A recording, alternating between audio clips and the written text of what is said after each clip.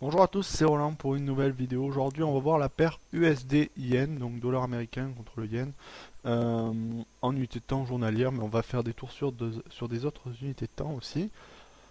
Alors, donc par rapport à ce que j'avais dit, il doit y avoir fort longtemps déjà, ça s'est plutôt réalisé. Bon, c'est pas encore fini. Alors, à mon souvenir, on en était à une époque, hein, j'avais fait plusieurs analyses. Euh, une fois j'avais donné, donc on devait être rendu à ça. J'avais évoqué la probable cassure enfin après la cassure j'avais évoqué une descente jusqu'à ce niveau-là. Euh, avec possiblement un rebond, hein, puisqu'on avait un niveau de support important, on est dans une tendance de range plutôt claire, hein. Puis bon après je savais pas ce qui allait se passer, je me suis dit bon on va dans le doute, ce que j'avais conseillé c'est de garder une position ouverte, en fait couper à moitié quoi, faire une clôture partielle, c'est-à-dire on en coupe un morceau pour prendre ses gains et on laisse courir le reste. Ça aurait été payant si on n'avait pas bougé le stop, puisqu'on a eu une continuation ici du mouvement rebond haussier, puis une nouvelle cassure, pour aller chercher maintenant un nouveau plus bas qui est ici. Voilà. Donc je dirais que c'est une tendance baissière de fond assez lente en fait, puisque à chaque fois on rebondit bien comme il faut pendant un bon moment. Puisqu'on a eu la même configuration qu'ici, là, hein, on a eu une sorte de fanion, de drapeau, voilà, hein, une sorte de biseau un petit peu, voilà. On est sorti, et puis bon, les objectifs après ce niveau-là, je pense pas que j'avais fait d'analyse à ce moment-là. Euh, je l'aurais sûrement évoqué sinon. Voilà, bon, ça fait que 3 jours hein, que ça a cassé. On aurait eu une sortie, alors j'ai tracé comme ça, donc on doit reporter là. Voilà, donc on était très bien, hein, les objectifs théoriques ont été très bien respectés. Maintenant, s'agit de savoir si on va descendre encore plus bas. Est-ce qu'on va casser ce niveau à peu près, je dirais, des 78-87? C'est difficile à savoir, hein. Bon, 78-87 plutôt 78-9 disons. Difficile. En fait, je pense que c'est probable, c'est même envisageable. Alors pourquoi? Simplement parce que déjà on a cassé les plus bas. Alors après, bon, il faut comprendre qu'on est quand même dans une tendance. On était dans une zone de range, clair, on y est toujours peut-être encore. Mais c'est quand même un range qui était descendant, si j'ose dire, hein. On avait souvent des plus hauts de plus en plus bas, hormis cette exception ici, qui est assurément due à des fondamentaux. Les plus bas, les plus hauts ont toujours été plus bas, hein. Vous voyez, hein, puisque là on va tracer euh, les plus hauts, donc un plus haut ici, puis un nouveau plus bas encore ici, puis un nouveau encore plus bas, puis une autre exception au-dessus là, puis un autre encore plus bas, et un autre encore plus bas. Pour les plus bas, c'est pas tout à fait vrai. On est plutôt sur du plat, disons, hein. Même si ça a tendance un petit peu à baisser, c'est pas très marqué, mais nos plus hauts sont de plus en plus bas. Donc, on reste, à mon avis, plutôt dans du range orienté baissier, et de toute manière, depuis un sacré moment, on est en tendance baissière. On a eu des phases, hein, vous voyez, de range assez fortes ici, comme là. On en a une ici aussi. Maintenant, je pense qu'on pourrait être bien parti pour redémarrer pour une grosse vague baissière sur plusieurs jours, plusieurs semaines envisageables. Alors pourquoi ça? Puisque là, on a cassé autrement que notre niveau de support ici, parce que là, on a un support important hein, qu'on a cassé. Euh, on a fait un triangle ascendant en fait, enfin descendant plutôt. Ici, vous le voyez, il est clair, hein. On le voit. Alors, voilà, on va matérialiser la figure. Alors, les objectifs théoriques d'un triangle descendant, bah, c'est la base reportée au point de sortie, ou alors on peut tracer une parallèle à ce niveau-là, mais là ça n'aura pas un intérêt flagrant. Euh, donc on reporte les objectifs statiques, c'est-à-dire cette zone, la base du triangle, qu'on reporte au point de sortie, et tiens, on arrive sur un niveau à peu près finalement, bon, j'ai mal tracé, c'est un peu plus haut. Voilà, bon, on arrive à peu près, à pas grand-chose près, sur le plus bas en séance durant la crise séisme. On arrive sur ces niveaux-là. Je sais pas si ça sera un niveau très, comment dire, qui jouera vraiment support du fait que, voilà, c'est un plus bas qui a été fait de manière plus ou moins interventionniste. Donc, j'ai des doutes.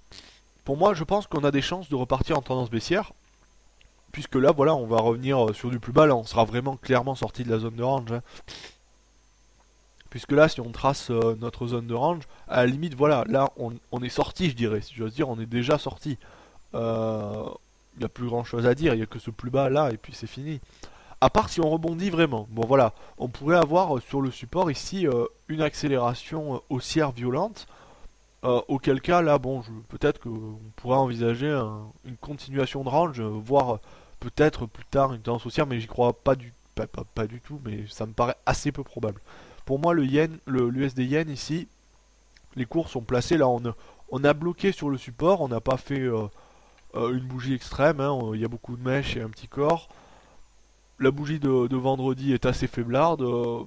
Bon, je pense pas qu'on aura un rebond. Si on avait eu un rebond, il y aurait une accélération brutale. Là, on est plutôt voilà, sur de la cassure de plus bas, hein, c'est sûr. Hein. Ici, on est dans un triangle descendant, dans une tendance de fond plutôt baissière. Pour moi, on va aller chercher du plus bas et on va peut-être inscrire une nouvelle vague très importante de baisse. C'est mon avis. Voilà, donc je sais pas si ça sert à grand chose d'aller voir. On va aller faire un petit tour en weekly hein, pour voir en hebdomadaire. Pour voir si on a quelque chose. Bon, de toute façon, simplement, on voit juste qu'il n'y a pas de plus bas en dessous pour les repousser, hormis celui qu'on a tracé. On est dans une tendance de fond, hein, vous voyez, très baissière ici, on peut tracer des droites. Euh, bon, qui avait tendance à s'amenuiser un petit peu, hein, vous remarquez, mais bon, euh, voilà. On peut aller chercher, hein, je pense. Bon, on est dans un biseau hebdomadaire, hein, assez clairement. Euh, Après, bon, on reste quand même en tendance baissière, ça invalide pas le scénario baissier, on a de la marge, ça pourrait correspondre aux objectifs à moyen terme. Et après, bon, je sais pas si ça a beaucoup d'intérêt d'aller dans des unités inférieures. Bon, on va faire un tour en H4 histoire de voir. Bon, en H4, ah oui, en H4 il y a un signal, oui, oui, j'ai oublié de le dire, voilà. Alors en H4, ici on a des choses assez intéressantes. Vous voyez, donc là je traçais les bandes de Bollinger à même période. Qu'est-ce qu'on voit? Eh bien, on voit que les cours. Alors là, on a notre niveau de support. Là, je sais plus ce qu'on a. On doit en avoir un autre à tous les coups. Bah, ah non, là voilà. Là, on a notre. Alors, je vais supprimer ça. Je crois que cette droite est inutile. Voilà. Là, on a notre triangle là au-dessus. On est sorti. On a eu une mèche qui allait monter très très haut. Là, c'est celle sur la bougie que je vous parlais tout à l'heure. Et après, on a fait une consolidation. On a avancé un petit peu tout doucement à l'achat. Et on a été repoussé à la baisse sous la M20 et a priori aussi je crois sous des niveaux de Fibonacci, on va voir ça, voilà, bon, c'est assez clair. Hein.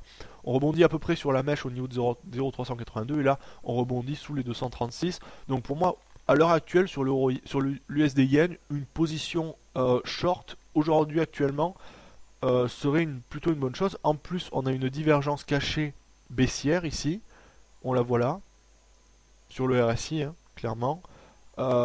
Puisque les plus hauts sont de plus en plus bas sur les cours, les plus hauts sont de plus en plus hauts sur le RSI.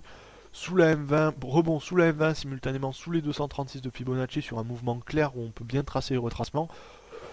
Pour moi, c'est signal baissier plein pot, hein, j'ose dire. Ouais, là, je pense qu'on peut être vraiment baissier. Disons qu'on place un stop un peu au-dessus, autour des 79 340.